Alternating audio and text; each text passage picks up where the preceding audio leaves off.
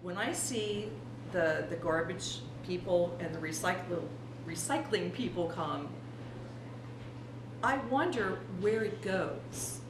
You hear so much about there's just garbage and junk and waste everywhere that people just don't care about the environment.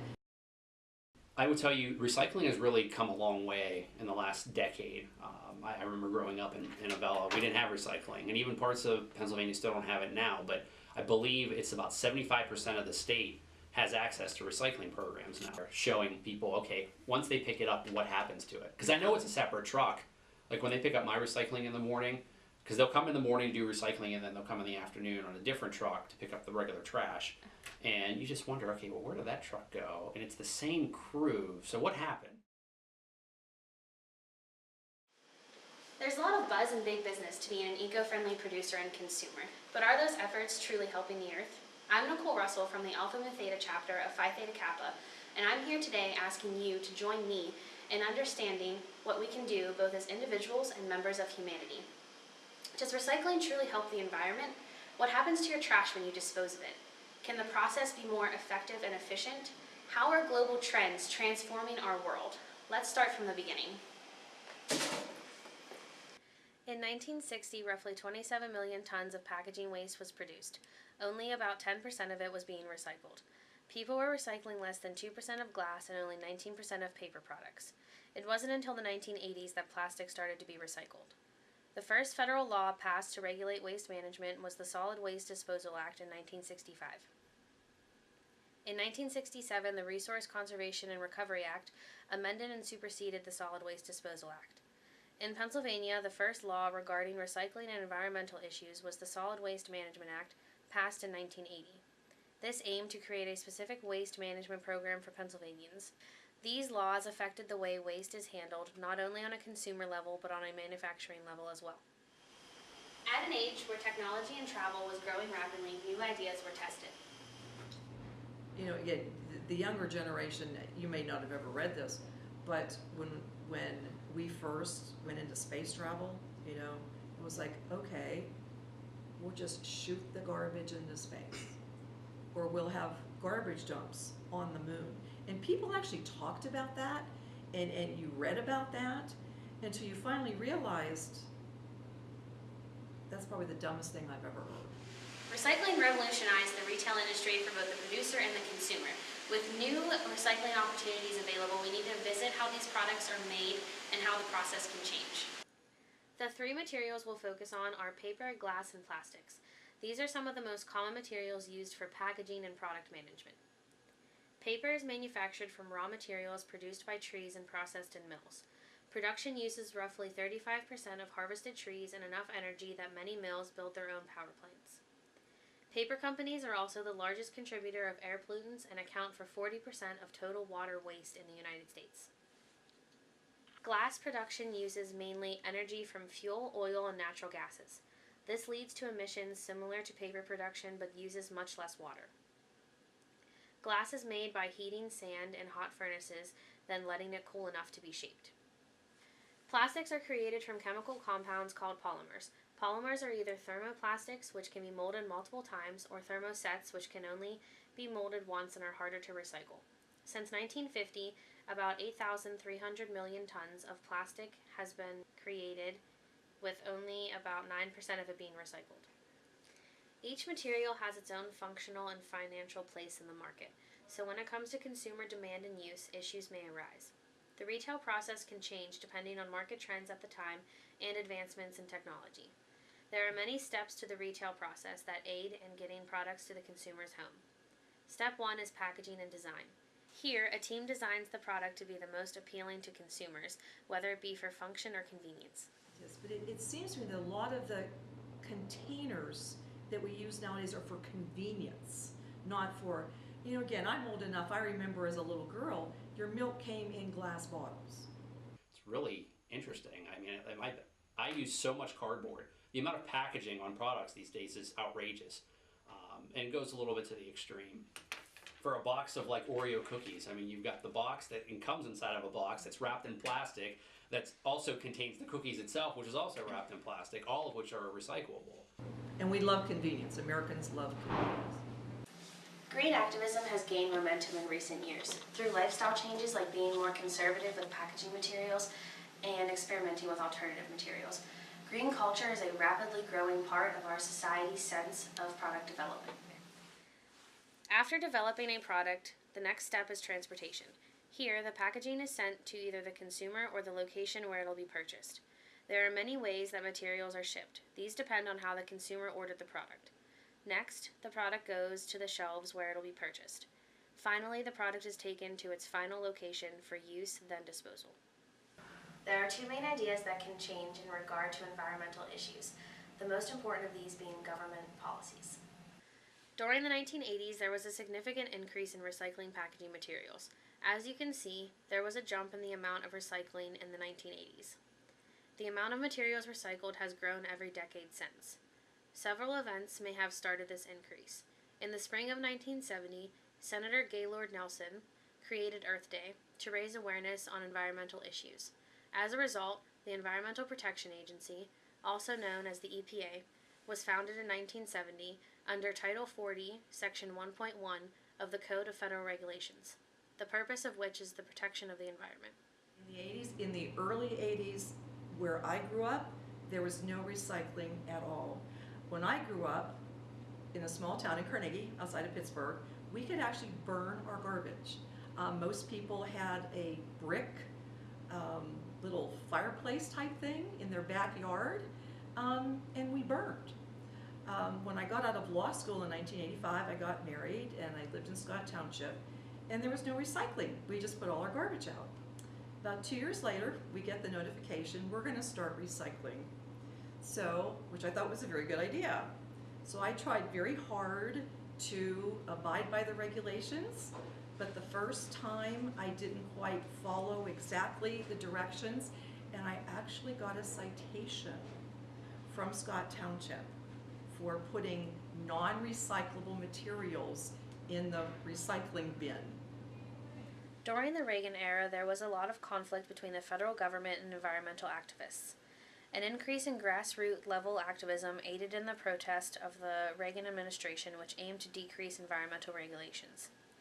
There were no major policy changes until 1999 with the addition of Title 40, Section 243 of the Code of Federal Regulations. This outlined requirements on the collection, storage, and disposal of waste in residential, commercial, and institutional environments. Additionally, there was a list of recommendations on how to most effectively collect, store, and dispose of solid waste. An observation of these policies reveals that there is little information in regard to recycling or reducing waste. If we look at things that were occurring on a state level in the United States, Pennsylvania passed laws in 1992 that set recycling requirements based off the population per municipality. Areas with a population of over 5,000 people were required to have recycling programs. In other states, politicians and activists were pushing for taxes on emissions. These were early forms of the carbon tax. The many campaigns against these taxes from oil and coal companies aided in this not becoming a law. Now, let's take a look at our current recycling systems. There are multiple ways to recycle, yet some are more common than others, the most common being curbside pickup, which is available to half of the United States. Automated pickup is another, safer way to transport recyclables to the centers. This involves a specialized vehicle that picks up the recycling bin, dumps the items into the vehicle, and returns the bin. Another, more cost-effective way to collect recyclables is to create drop-off centers. These centers are available for people to take recyclable products they have to a location and drop them off. There are two different recycling methods that people can use in their daily lives. These include single and multi-stream recycling systems. The single-stream system, which is the simplest method, is where a recycler puts all of their materials into one bin. Then the bin is collected, taken to a facility, and everything is sorted. The second and most efficient system is multi-stream recycling. Here, the materials are sorted before reaching the centers. The materials can also increase profits since they are of higher quality. In order to combat the lack of participation in recycling, incentive programs have been put into place throughout the United States. Some of the incentives include rewards, coupons, gift cards, and door prizes. Now, let's visit what has happened in recent years globally. Global trends have become more noticeable in regard to recycling. Currently, Norway is home to the most efficient recycling facility in the world. Opened in 2015, Romerike Waste Processing in Norway handles roughly 40 tons of recycling per hour from 10 different municipalities. It is a fully automated center that only requires 2 staff members on site. Additionally, China has been taking strides to help change how the world handles recycling while also handling their own programs. China has banned imports of foreign waste, including some plastics. This has affected the world, with recycling operations in other countries struggling to handle the change. Some experts argue that developed nations such as the United States will have to face the true cost of their plastic usage instead of shipping it away to China, who has taken nearly half the world's waste since 1992. Strong action must be taken now, so materials that aren't recycled don't end up in our oceans. In fact, 4.8 to 12.7 million metric tons of plastic waste is thought to have already entered our oceans in 2010. This may be why so much sea life is washing up on our beaches, often with their stomachs filled with plastic, garbage, and other debris. I mean, Mother Earth, I think Mother Earth is someday going to come to a toleration level. We just can't keep doing all this stuff and expect it just to go away. I mean, you see, I saw something on television. There's like this plastic, basically a plastic island somewhere in one of the oceans that's like miles long, and it's plastic. Do I want to be on a cruise and see this, or the damage that has to be causing the wildlife, the fish and all? That's horrible. Environmental engineer Jenna R. Janbeck and her colleagues from the University of Georgia believe that the amount of plastic found in our oceans could double by the year 2025. This is why institutions are taking action now, including the government. We've done an excellent job in Pennsylvania of getting the word about recycling out there, offering the programs, doing the outreach. We've just done a really bad job at figuring out what to do with the material, because we've actually found out that a lot of companies just throw it in the dump. Like, you might sort it out and have your recycled stuff, and we're finding that a lot of places are just throwing it in the same place they throw their garbage because they don't have a use for it. People do it. They feel good about recycling. Hey, I'm helping with the environment. I'm taking something that is reusable and it's going to be used again, and it's less stressful. People, that's a feeling that a lot of people get. It's a good feeling, and we need to do more on our end to make sure that there's a use for that, other than just the good feeling at the end of the day. Yeah. Because how would that person feel if they found out that that stuff just went in the dump? I bet you they would not feel good. And then you start getting people, well, they'll get discouraged and then they won't recycle anymore. The part is people don't know what's recyclable. And what we're finding now is a lot of townships and municipalities are pulling back on some of the recycling now, because like companies like Waste Management, they're losing some of the tax incentive to recycle some of the material. But also, too, the demand for recycled material just isn't here locally. It's across the country. So you can't, if you recycle it here, you have to find a way to get it to a point where it can be used again. It's not a partisan issue either. It's just, again, it's all in the details. And we just finished the 2017-18 session, so anything that didn't pass this session will have to be reintroduced back in January or throughout the 2019-20 the 2019-2020 session. So there'll be new bills coming up. I am certainly going to have one or two of them in the world of recycling. Also looking to do something to attract the recycling manufacturers back to this area. Because look at all the products everyone uses on a daily basis. I mean, just if you take a shower, your shampoo, your soap, your toothpaste, your toothbrush, your shaving cream, your all that stuff can be used from recycled material. And even the packaging that goes on that can be used from that. So we have to do something. What that is still a thought. It's still a work in progress, but it needs to be something that everyone can live with. And we can't improve what we have here. And I think having that facility would go a long way. One, it would attract a lot of jobs to this area, be a nice investment for Western Pennsylvania, and then we would have a use for all the recycled material here, because that's what we need to do. You see all these local communities, they're dropping certain like plastics and certain glass that they don't recycle, and I don't know the numbers off the top of my head what they are, but for the average, what makes it easy for people to recycle now is they know if it's plastic or glass or paper, they can throw it in the recycling bin, they don't have to sort it. When you start getting into sorting is when you're going to start getting into trouble. You're going to start seeing people say, I don't have time for this, it's not worthwhile, I'm not going to recycle, and then you're going to have the downtrend of people recycling in Pennsylvania again. And we don't want that. We got to this point through a lot of hard work. We want to keep pushing with the momentum we have. At the state level, there are things that we need to do, like we need to re-up the recycling law, which I think we worked on 3 years ago. It's just amazing that both sides, no matter where you're at, the pushback that you get when you try to get a compromise to get a new comprehensive recycling bill in the state of Pennsylvania, it's going to be a fight. Part of the reason why we're seeing cutbacks in recycling programs, at least locally here in Western Pennsylvania, is because we don't have a use for the material.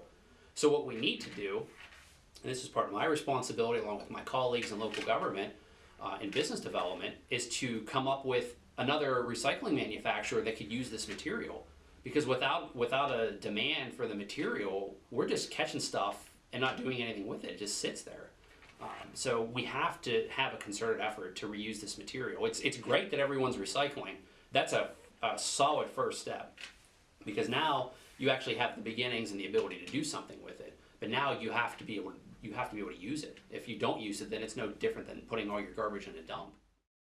So, in this new age of self-awareness and eco-friendliness, what can we do? The EPA has outlined key points to help guide individuals in their recycling efforts. One point is to check to see what each individual's recycling provider will accept. They also stress only putting recyclable materials in the recycling bin. This is because non-recyclable materials put in the machines at the centers will damage the equipment. In Canada, a town is implementing common sense measures and financial incentives to eliminate waste. This rewards residents and businesses for separating recyclables from their garbage.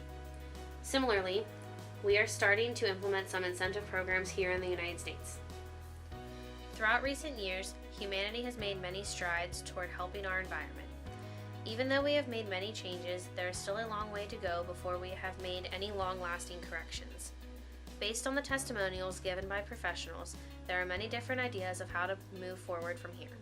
From the 1960s, when recycling became popular, until now, the processes of how we handle our recyclable materials has experienced many critical changes.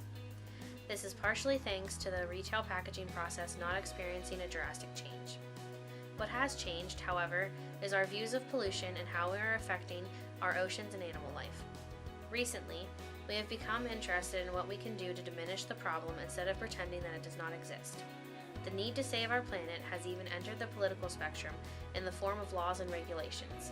From here, if we heed the warning from professionals, we can start working towards slowing the damage, saving the animals and environment, and making the earth a better and more habitable place for future generations.